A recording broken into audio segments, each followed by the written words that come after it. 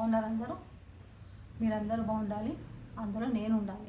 ఇవాళ మనము తెలంగాణ స్పెషల్ ఉప్పుడు పిండి ఎల్లిపాయ కారం చేసుకుందాము. ఇప్పుడు ఒక ఉల్లిపాయ కట్ చేసుకోవాలి. ఉల్లిపాయ పొట్టు తీసి నీట్గా కడుక్కొని కట్ చేసుకోవాలండి. ఉప్పుడు పిండి ఎల్లిపాయ కారం చాలా బాగుంటుందండి. పూర్వకాలంలో ఎక్కువగా అయితే చేసేవారు. చాలా అంటే చాలా బాగుంటుంది.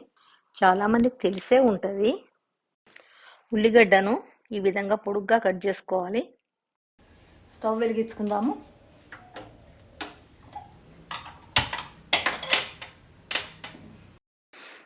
దీంట్లో ఈ పెద్ద స్పూన్ నిండా ఆయిల్ వేసుకోవాలి. కొంచెం ఆయిల్ ఎక్కువే ఉండాలండి దీనికి. 1 స్పూను ఆవాలు, 4 ఎండుమిరపకాయలు తుంచేసుకోవాలి. దీనికి ఎండుమిరపకాయలే బాగుంటాయండి. చిన్న చిన్న పీసెస్గా తుంచేసుకోవాలి. మంచిగా వేగేట్టుగా ఒకసారి కలుపుకోవాలి. 1 టీ స్పూను శనగపప్పు, 1 టీ స్పూను మినపప్పు, కట్ చేసి పెట్టుకున్న ఉల్లిగడ్డ ఇట్లా విడగొడుతూ వేసుకోవాలండి. వాటిని ఒక్కొక్క రెక్కలుగా విడగొడుతూ వేసుకోవాలి. మంచిగా వేయించుకోవాలి. ఇవి 1/2 టీ స్పూన్ అల్లం ఎల్లిగడ్డ పేస్ట్. ఇది హోమ్ మేడ్ అండి, ఇంట్లో చేసిందే. పసుపు ఉప్పేసి మిక్సీ పట్టి పెడతాను. మంచిగా ఉంటుంది. ఎన్ని రోజులైనా పాడు కాకుండా ఫ్రిడ్జ్లో పెడితే మంచి స్మెల్తో మంచిగా ఉంటుంది. పోపు అంతా బాగా వేగింది. ఇందులో 1 కప్పు బియ్యపు రవ్వ, బియ్యంతో చేసిన రవ్వ. ఇది కూడా హోమ్ మేడే, ఇంట్లోనే చేసుకున్నాను నేను. ఇదంతా మంచిగా వేయించుకోవాలి. రవ్వ ఎంత బాగా వేగితే అంత మంచి టేస్ట్ ఉంటుంది. రవ్వ అంతా వేగేట్టుగా వేయించుకోవాలి మంచిగా.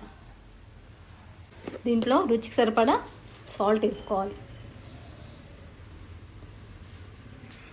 సాల్ట్ ఎప్పుడు చేతితోనే వేయాలండి. మన చెయ్యి అయితేనే కరెక్ట్గా చెప్తుంది. మన చేతికి మైండ్కు లింక్ ఉంటుంది కాబట్టి మైండ్ కరెక్ట్గా చెప్తుంది, చెయ్యి కరెక్ట్గా వేస్తుంది, ఉప్పు కరెక్ట్గా సరిపోతుంది. రవ్వ అంతా మంచిగా వేగింది.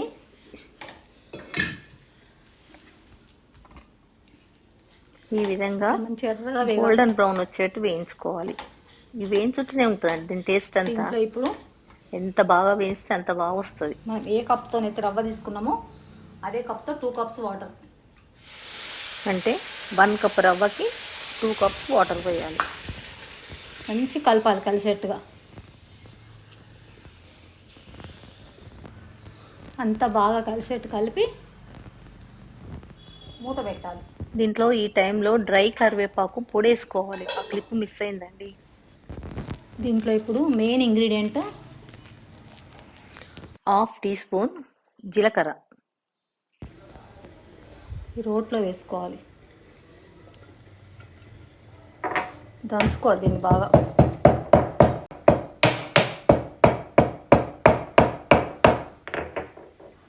తర్వాత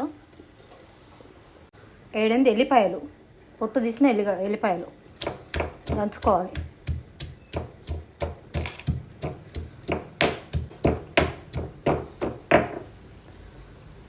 మరీ మెత్తగా కాదు, మామూలుగా అక్కలు ముక్కలు ఉండేట్టుగా ఈ విధంగా.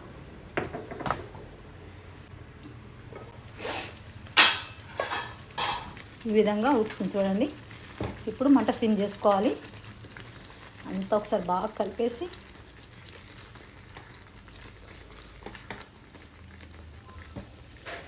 దంచుకున్న ఎల్లిపాయ జీలకర్ర ఉంది కదా,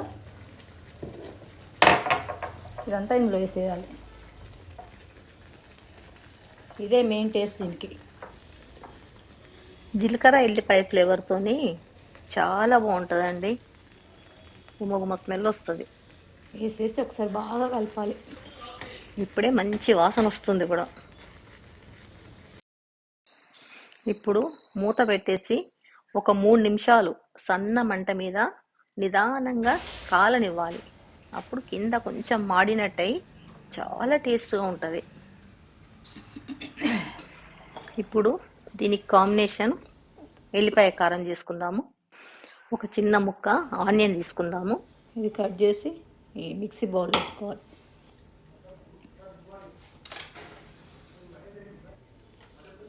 ఇట్లా కట్ చేసుకోవాలి. దీన్ని చిన్న ముక్కలుగా కట్ చేసుకొని వేసుకొని ఒక 20 ఎల్లిపాయలు వేసుకోవాలి.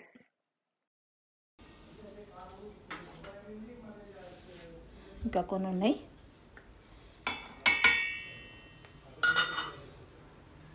ఇందులో 1 టీ స్పూన్ కారప్పొడి ఫుల్గా నిండుగా తీసుకోవాలి, వేసేయాలి. ఇందులో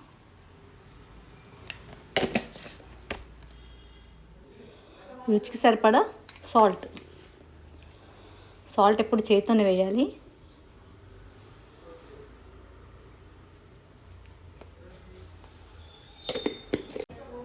ఇవన్నీ మిక్సీ పట్టుకోవాలి. ఇప్పుడు ఒకసారి మిక్సీ పెడదాం దీన్ని.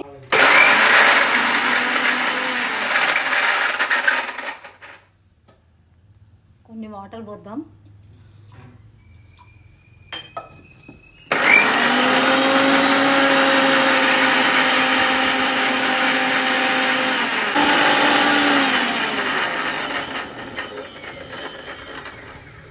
ఇంకంతే, అయిపోయింది ఎల్లిపాయ కారం. ఇట్లా వస్తుంది. ఈ ఎల్లిపాయ కారం అంతా ఈ బౌల్లో పెట్టుకోవాలి.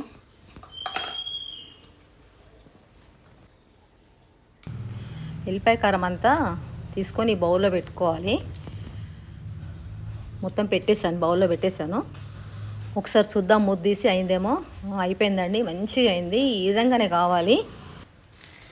స్టవ్ బంద్ చేస్తున్నా. ఒక్క 5 మినిట్స్ ఆగి ఇంకా పెట్టుకొని తినడమే. ఈ ఎల్లిపాయ కారంలో కొంచెం ఆయిల్ వేసుకోవాలి. మన ఇష్టం వచ్చినంత వేసుకోవచ్చు. అది ఆయిల్ ఇక మన ఇష్టము. హెల్త్ కాన్షియస్ ఉన్న వాళ్ళు కొంచెం తక్కువ, ఎక్కువ మంచి తినాలనుకునే వాళ్ళు కొంచెం ఎక్కువ. నేనైతే మీడియంగా వేసాను. ఎక్కువ మరి ఎక్కువ తక్కువ కాకుండా మీడియంగా. అంతా ఒకసారి స్పూన్తో మంచిగా కలుపుకోవాలి. కలిసేట్టుగా కలుపుకోవాలి. కలుపుతున్నాను. ఇప్పుడు టేస్టింగ్ టైం అండి. టేస్ట్ చూద్దాము. చూడండి ఎంత బాగా అనిపిస్తుందో. బియ్యపు రవ్వతో చేసిన ఉప్పుడు పిండి పెడుతున్నాను ప్లేట్లో.